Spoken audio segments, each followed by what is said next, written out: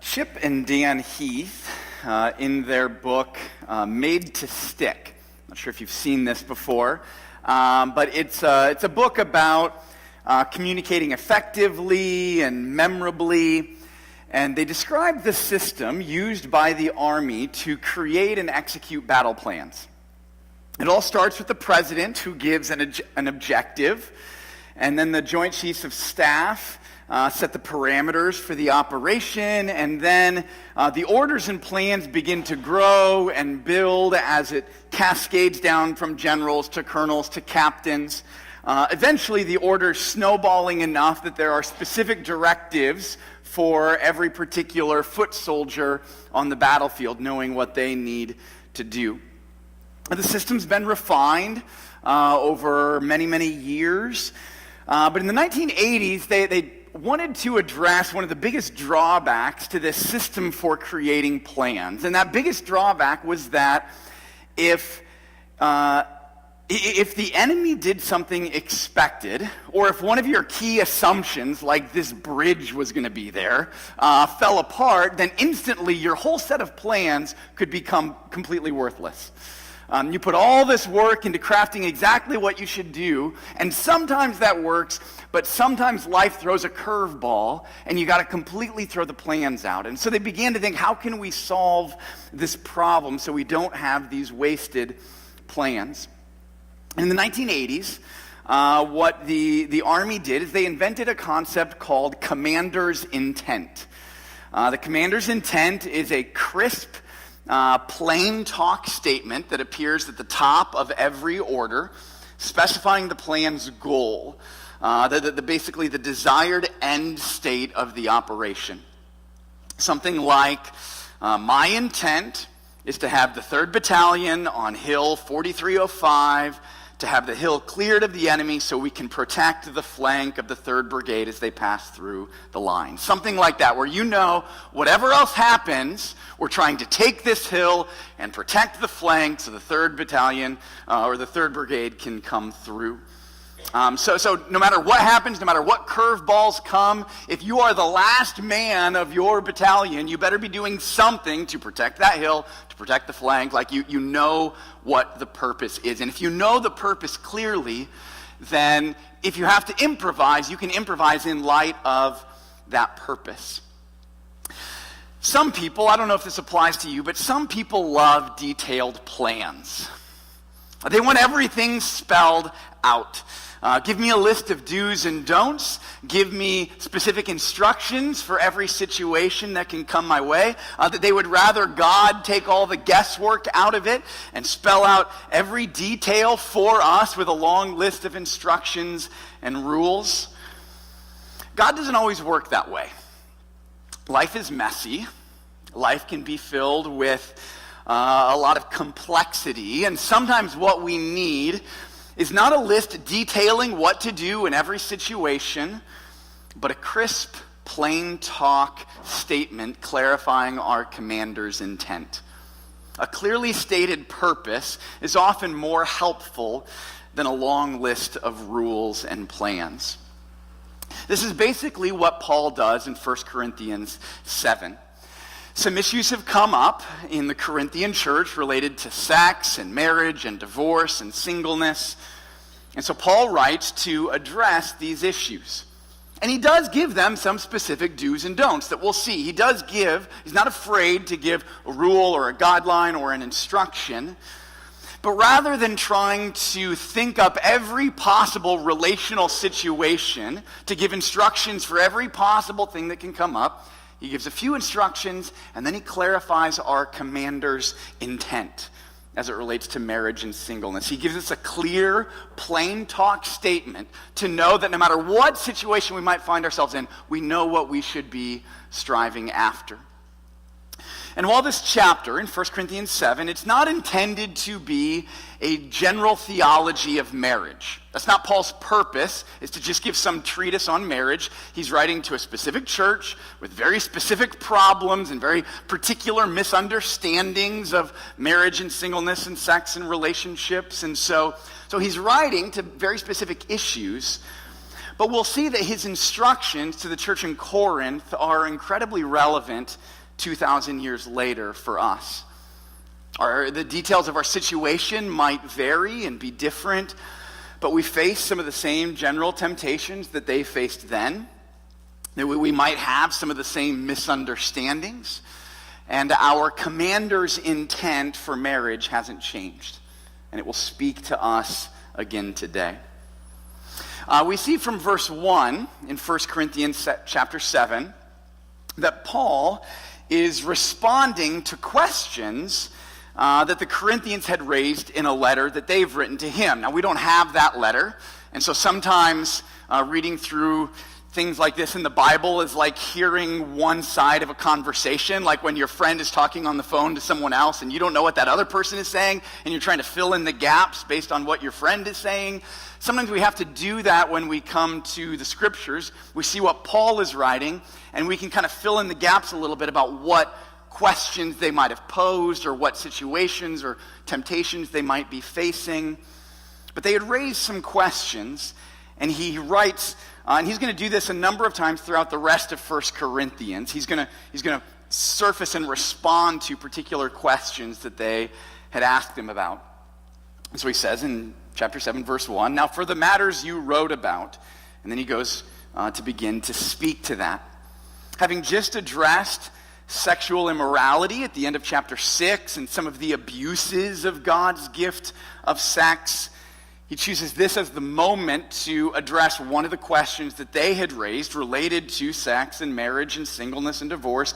So he surfaces that issue at this particular point so that he turns from this negative statement about how to avoid some of the abuses of sex to a more positive statement on God's intent and purpose for sex, or at least some of God's intents and purposes for sex.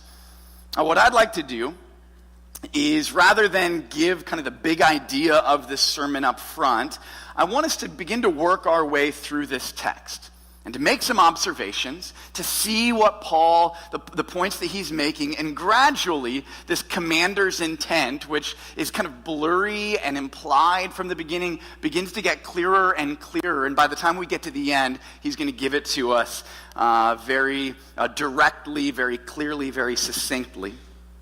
So I want us to work our way through. So we'll start at verse 1. And Paul begins by quoting or paraphrasing one of the things that they had said to him. It says, "Now for the matters you wrote about, it is good for a man not to marry." I want to clarify that because I think I preach from the 1984 NIV because that's what our Pew Bibles are, and so I try to be consistent with that. I think there's a translation here that they don't quite get. Literally, this would be, "It is good for a man not to touch a woman," or implied there, not to have sex with a woman. And so specifically, the issue at hand is sex, not marriage. And the updated NIV that came out a few years ago did correct that.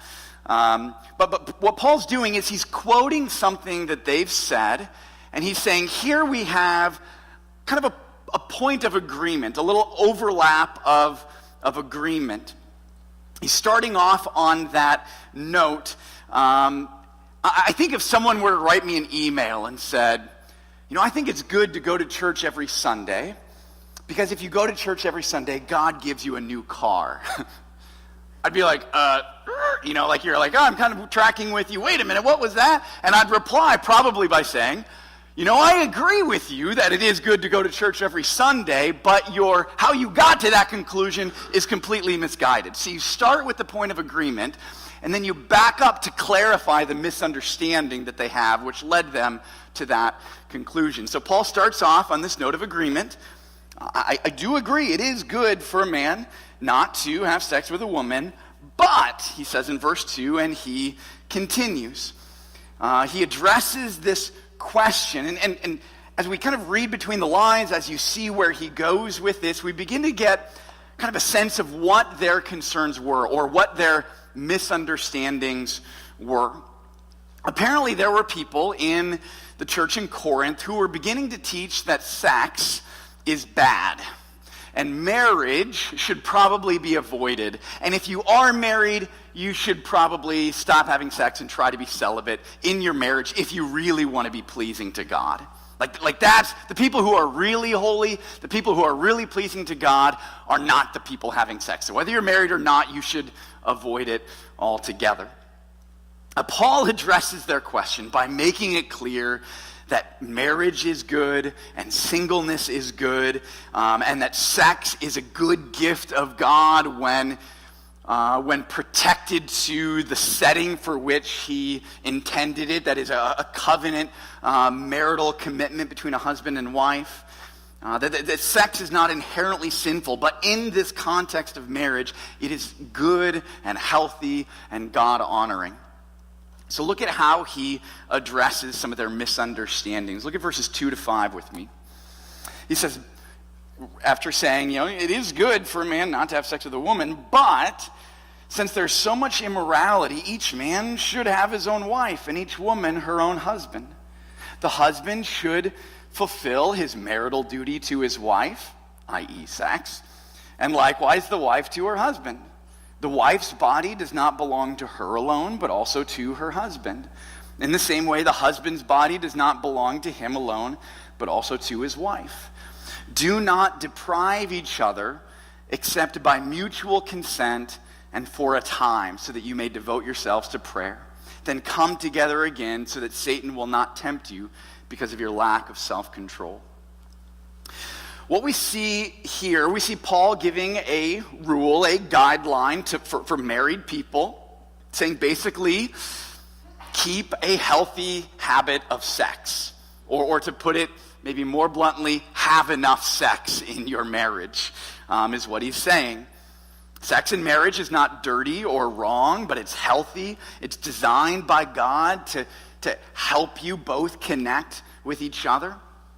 In fact, in Genesis 2, if you were to read the account of Adam and Eve and this moment where God presents Eve to Adam and Adam busts out into poetry. I don't know if any husbands did that the first time you met your wives, but Adam was blown away like, oh, she's amazing. This is now bone of my bones and flesh of my flesh. She shall be called woman, for she was created out of man. He busts out into poetry. And then we get this divine statement about marriage where we're told that this is why a man leaves his father and mother and is united to his wife, and they become one flesh. In Hebrew, the word for united, to be united to your wife, is a word that means to cling to or to stick to. It's the Hebrew word for gluing two things together. And so God invented sex, this one flesh relationship, to be a means of gluing a husband and wife together, connecting them into a deeper intimacy and relationship. It's not dirty, it's not wrong, it's a God-given means of strengthening that bond in the marriage. So while there might be reasons to not get married and therefore to not have sex, which Paul will get to later in this chapter, he wants to the Corinthians and us to understand that if you are married, sex is not optional. If you are physically able to, you should. And you should regularly enough to help guard each other from becoming tempted to satisfy those cravings outside of the marriage bed. Which is why he says in verse 5, do not deprive each other except by mutual consent and for a time, so that you may devote yourselves to prayer. Then come together again so that Satan will not tempt you because of your lack of self-control. Paul makes clear that if you're married, abstinence from sex must be mutual, not one-sided, and temporary, not permanent. Withholding sex is not an appropriate means of punishing the other for not doing what you wanted, nor is sex meant to be a carrot that you dangle to manipulate the other to get them to do what you'd want them to do. If you do what I want, then I'll have sex with you. Sex is not a tool for punishment or for manipulation, but ought to be an expression of our self-giving self-sacrificing commitment to love the other person well. Look at verses 3-4 again. Glad I'm making some people in here blush at least. The Bible does that every now and then. All right, verses 3-4. The husband should fulfill his marital duty to his wife, and likewise the wife to her husband. The wife's body does not belong to her alone, but also to her husband. In the same way, the husband's body does not belong to him alone, but also to his wife. In marriage, the choice to have sex or the choice to not have sex should be driven not by selfish concerns, but self-giving concerns. The point of sex is that my body is not my own, and in this marriage, I'm committed to putting you first. Which might mean, to get a little practical, that if you are exhausted, if it's been a long day, if the kids are driving you nuts, if work has been stressful, and you are not feeling particularly frisky, you might choose, for the sake of love, to rally the energy needed to give yourself to your spouse. But in the same way, if your engines are fired up and ready to go, but you can tell your spouse is completely wiped out, you might choose, for the sake of love, to just go to bed and not add to their stresses another guilt trip for not being able to do everything perfect in life. The point, regardless of how that decision is made in that moment, there ought to be this give and take, this mutual self-giving. It should never be one-sided, only one person always determining how that decision goes, but this mutual commitment as both people strive to put the other ahead of themselves. Our bodies are not our own, and in marriage we maintain postures of giving, not demanding, and selflessly serving, not selfishly taking or withholding. If you try to be either super spiritual or super selfish, by giving up on all sex, you will set yourselves up for an unnecessary minefield of temptation. Now, later in this chapter, Paul is going to address and lift up the beauty of singleness. And he'll talk about some of the values of remaining single. But as we continue to read here in verses 6 and 7, we see that he gives a brief comment kind of pointing in that direction. He says, I say this as a concession, not as a command. I wish that all men were as I am, but each man has his own gift from God. One has this gift, another has that. In verse 7, he's not trying to insinuate that not everyone is as holy and spiritual as him, as a single man. He's just saying that some people are gifted by God sufficiently to handle their singleness without being constantly distracted by the urges or desires to have sex or to be married. Paul's quite content in his celibate singleness, but he recognizes not everyone is that way, so he's not trying to force people into either camp, but to have them discern what might be best for them based on how God has gifted and wired them. Now, continuing, Paul speaks to three more categories of people. He begins to turn. First section is primarily focused on sex, as we saw, but as he continues, he broadens, and his attention is much more on marriage, singleness, divorce. And in verses 8 to 16, he speaks to three different categories of people. He had just spoken to married people generally. In verses 8 and 9, he'll speak to those who are not married. Verses 10 to 11, he'll speak to believers who are married. And to verses 12 to 16, he'll speak to believers who are married to an unbeliever. And he's going to give counsel to each of them. Let's look at verses 8 to 9 first. He says, now to the unmarried and the widows I say, it is good for them to stay unmarried as I am. But if they cannot control themselves, they should marry, for it is better to marry than to burn with passion. He's saying if you're single like me, and you're able to stay single and focused on God, fantastic. Do that. That's a wonderful way to spend your life. But if you find yourself constantly distracted by sexual urges and the incessant longing to be married, you should probably just get married. It is better to marry than to burn with passion in your singleness. He continues in verse 10, addressing married believers. To the married, I give this command, not I, but the Lord. He's saying, I'm quoting Jesus here. He said this, "A wife must not separate from her husband, but if she does, she must remain unmarried or else be reconciled to her husband, and a husband must not divorce his wife."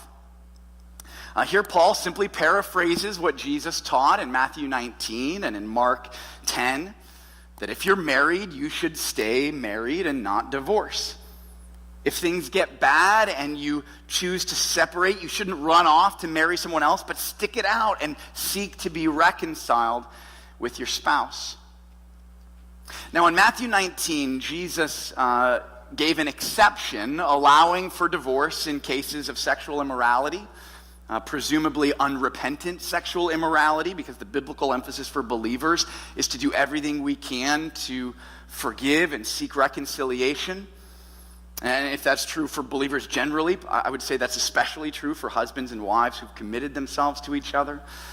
But in cases where someone has committed sexual immorality and has no desire to repent or turn from that, Jesus does give divorce as an option available to us. Paul doesn't mention that here, presumably because he assumes the Corinthians were aware of this teaching already. Didn't need to reiterate everything that was stated. He mainly wants to stress the importance of persevering in marriage and not divorcing.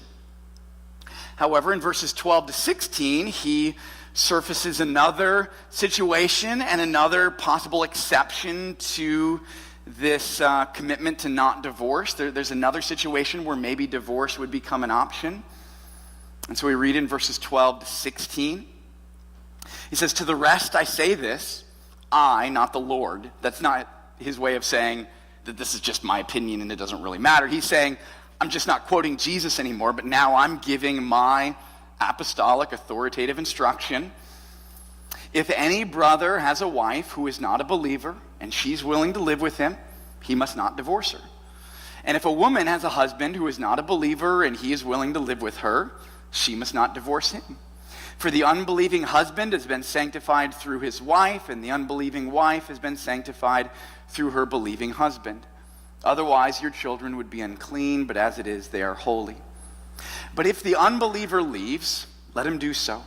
A believing man or woman is not bound in such circumstances. God has called us to live in peace. How do you know, wife, whether you will save your husband? Or how do you know, husband, whether you will save your wife?" Now in Corinth, there were likely a number of mixed marriages. Corinth was a very pagan city, and as the gospel begins to take root, you can imagine that there are a number of marriages where one person becomes a Christian, but their spouse does not. And so this is a kind of a new situation that hadn't been addressed yet by Jesus or anyone else. And so Paul is saying, what do you do if you find yourself in a situation where one of you has become a Christian and the other one isn't, and now there's this tension? Should we divorce if this person isn't a believer? Paul speaks to this by saying, even if you're married to an unbeliever, marriage is still for life. And if they are willing to stay with you, you should stay with them. And you never know when God might use you to influence and lead your spouse to come to trust in him. Now, don't twist Paul's words here, because he isn't advocating some kind of dating or marriage evangelism. Like, just date or marry whoever you feel like it, and hopefully someday God will make them a Christian. That's not what he's saying. He'll say later in this section, he'll say in 2 Corinthians chapter 6, the importance of marrying believers. So if you're not married and you want to be married, marry someone that shares the most common, important, foundational thing of your life, your faith in Jesus Christ. Don't commit yourself to a lifelong partnership with someone who is unequally yoked with you, is Paul's language in 2 Corinthians 6, who's not pulling in the same direction, in the same way, at the same pace with you. Find someone who's moving where you're moving, seeking God. So this is not a free pass to marry whoever and trust that God will work it out down the road, but it's a reminder to persevere, to press on, because you never know when God might use you to break through the hard heart of your spouse and to lead them to saving faith. I was so privileged A number of years ago, many of you might know Len and Carol Gauthier, who were here for a number of years. And Len, for years and years, was not a believer, and Carol just wanted so much to see him come to faith. And I talked to her just recently. You know, she shared, like, there were so many times she was tempted to just jump ship. Life would just be easier if we just kind of ended this thing. And by God's grace, she persevered, and it was through her faithful prayers and example and godly love and the involvement of others that were able to meet Len and share the gospel with him that I was privileged several years ago to, he was near 70, and to baptize him here as his life completely turned around.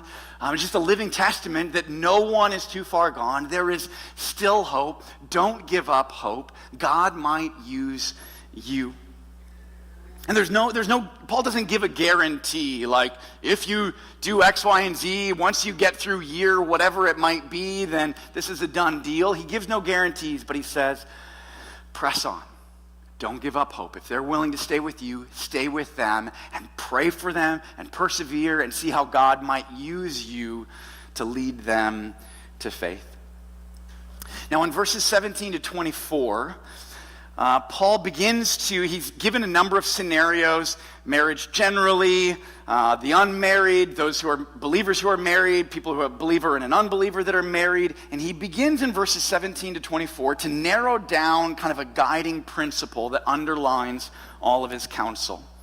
We see it in verses 17, verse 20, verse 24. He says it 3 different times. Verse 17, he says, "Nevertheless, each one should retain the place in life that the Lord assigned to him and to which God has called him." So, retain the place in life that God has assigned to you, to which God has called you. He says again in verse 20, each one should remain in the situation which he was in when God called him, meaning when you became a Christian. Whatever situation you're in, remain in that. Verse 24, brothers, each man as responsible to God should remain in the situation God has called him to. So 3 times Paul drives this point home. Remain in your situation. That's this guiding principle that he has. And then in this section, to illustrate that principle, he gives 2 analogies: circumcision and slavery. It's a little weird if you're not following his line of reasoning. It's like he's talking about marriage and singleness and sex and divorce. Why on this little tangent about circumcision and slavery? It's not because he's trying to give some new teaching on those things. These are analogies to illustrate the point that he's making. Here's his main guiding principle. Here's the point that he's trying to drive home. You should never be singularly preoccupied with the thought, how can I get out of my current situation? Instead, you should consistently be asking yourself, how can I glorify God in the midst of my current situation? That's what Paul is saying here. That's why he repeats it multiple times. That's why he's going to illustrate it with these other examples. I'll say it again. Your preoccupying thought should not be, how can I get out of this situation? But how can I honor God in the midst of this difficult situation? When it comes to marriage, you shouldn't be preoccupied with the thought of how to get out of your marriage. And if you're single, you shouldn't be preoccupied with the thought of how to get out of your singleness. If you're in a miserable job and your boss is an evil tyrant, you shouldn't be singularly preoccupied with the thought, how can I get out of this job? If your apartment is a dump and your landlord a jerk, you shouldn't be preoccupied with the singular thought, how can I get another place to live? If you can move to a better place, go for it. And that's what he's going to say. Like, if you can change your situation other than, if you're married, divorcing, but in all these other ways, if you're single and you want to get married and you find someone, go for it. If you're a slave and you want to be free and you can, go for it. If you're in this tough situation and you can get out of it, by all means, get out of it. But your singular preoccupying thought should not be, how do I get out of my situation? But rather, how do I honor God in the midst of my situation? How many times in life, Do we get that grass is greener syndrome? If only I could get a different job, life would be better. If only my husband or wife would do X, Y, or Z, oh man, life would finally be good. If only we had this much money, if only this thing would change. We can have if-onlys for the rest of our life and be like someone trying to chase the end of a rainbow, and it always just be on the other side, always just be out of reach. And Paul says, don't make your preoccupying thought be, how can I get out of this situation? But how can I honor God in the midst of this situation he's called me to? And if I can get out and better myself, okay, great. But that should not be my driving concern. My driving concern, how can I honor him? How can I please him? How can I obey him? How can I put him first? To make this point, he uses two very vivid analogies, circumcision and slavery. So verse 18, he says, was a man already circumcised when he was called? He should not become uncircumcised. Was a man uncircumcised when he was called? He should not be circumcised. Now, I don't quite know what it means if you're already circumcised to try to become uncircumcised. I've never heard of that particular procedure. The point that Paul's making is that this really doesn't matter. The point is not whether you're circumcised or whether you're not, and therefore having to change the situation that you're in. Whether you're circumcised, whether you're uncircumcised, how can you live your life to please God? That's what's the driving concern, which is what he says in verse 19. Circumcision is nothing, uncircumcision is nothing, keeping God's commands is what counts. So then in verse 20, he restates this principle. Each one should remain in the situation which he was in when God called him. And then in verses 21 to 23, he gives slavery as an even more powerful example. Were you a slave when you were called? Don't let it trouble you. Although if you can gain your freedom, do so. For he who was a slave when he was called by the Lord is the Lord's free man. Similarly, he who was a free man when he was called is the Lord's slave. You were bought at a price. Do not become slaves of men. And then his underlying principle, again, brothers, each man is responsible to God, should remain in the situation God has called him to. Slavery is, I think, a perfect example, a perfect parallel to marriage. Not because your marriage should feel like slavery, I hope not.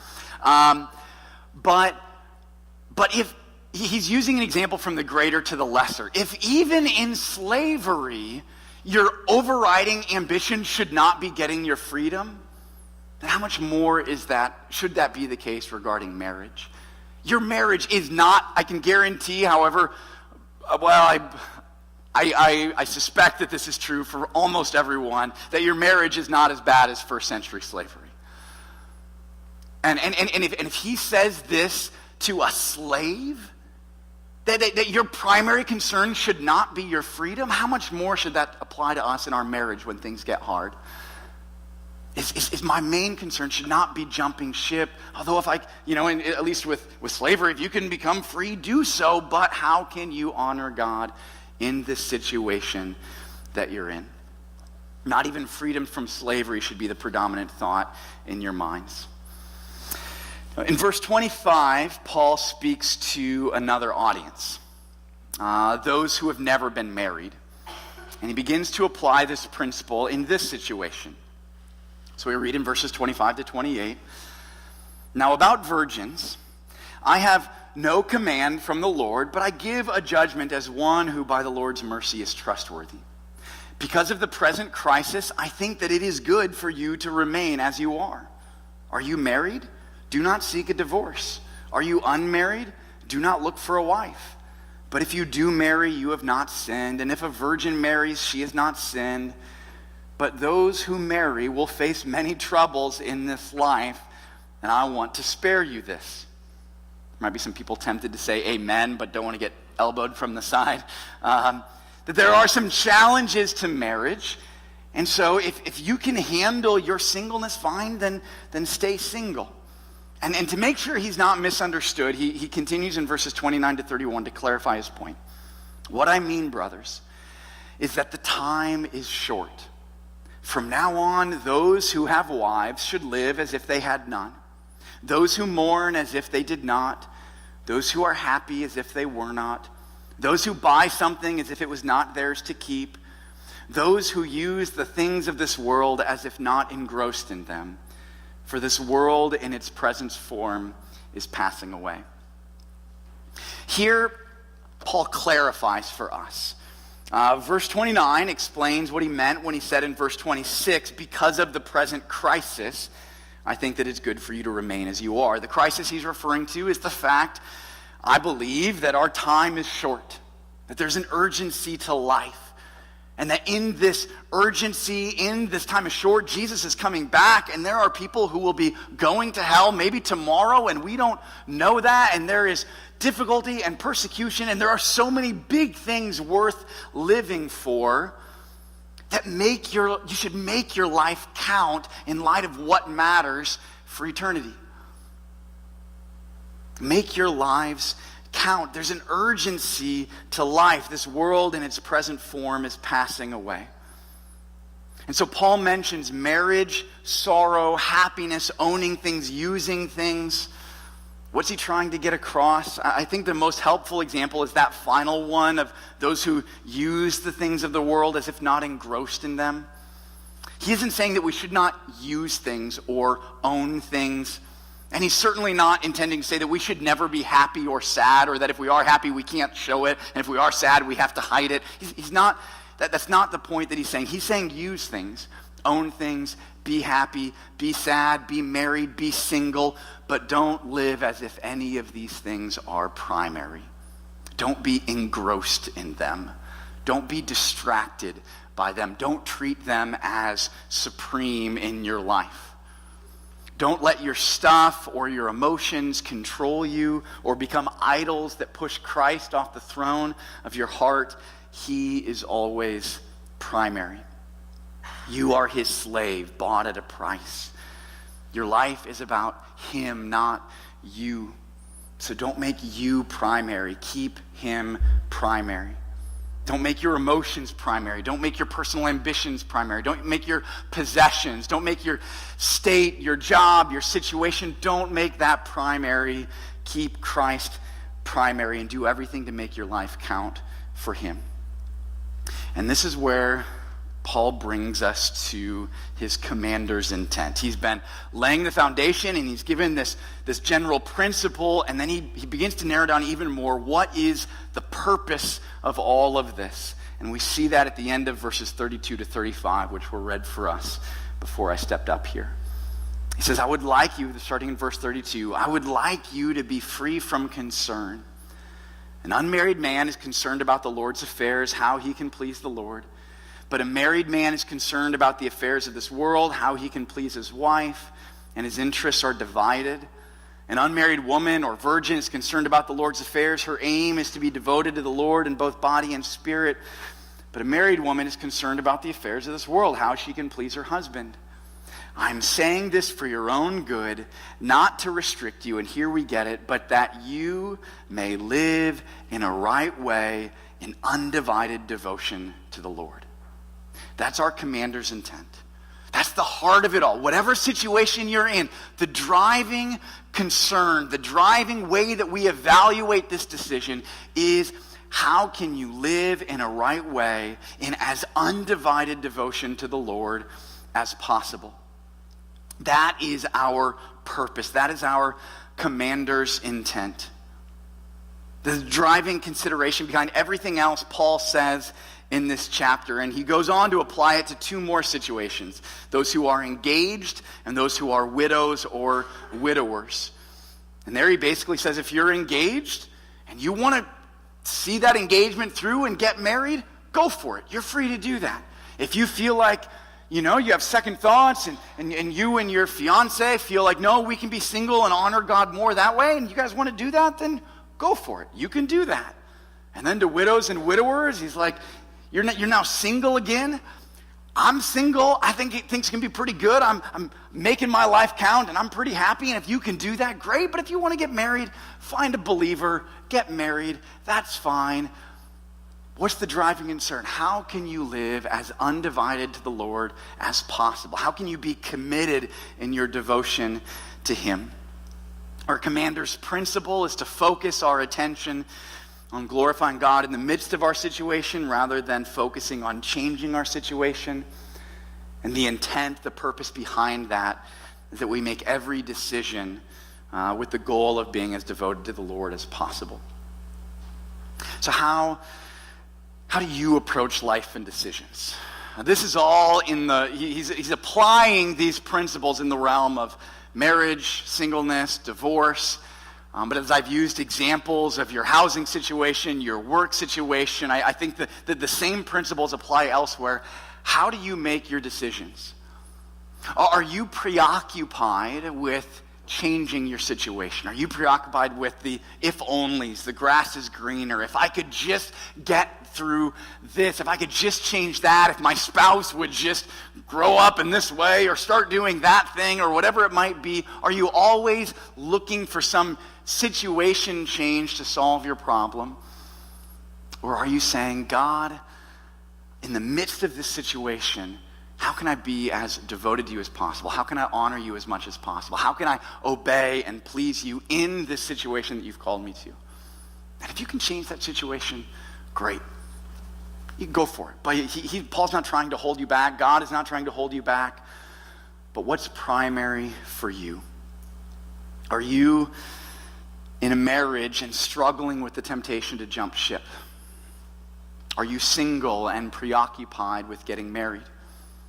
Are you miserable in a dead-end job and all your waking thoughts are going into, how do I get out of this job? How can we, as individuals, draw near the throne of grace? How can we redirect our eyes, our gaze back to Jesus? How can we keep him on the throne of our hearts? So that whatever decision we make, it's a decision being filtered through the lens of, how can I be as close to you as possible? How can I be as devoted to you as possible? How can I be as honoring to you as possible? If you have been distracted and miserable, frustrated in whatever situation that you are in, my counsel to you is, one, to not try to hide it or pretend that that's not what's going through your mind as if you're going to fool God, that he doesn't know what you're thinking or feeling. Be honest about that. Admit that before him. Get on your knees and just say, God, I admit I am falling short and I am not as committed to you and I am preoccupied with all these other things. And I pray that it would be the plea of your heart to just say, God, change me. Open my eyes to see you. Change my heart to want you more than a change of situation. Help me to value pleasing you more than selfishly getting things to go the way that I would prefer. I think the way that this change begins to happen in our life is, it's got to happen in the heart. It's got to happen on our knees.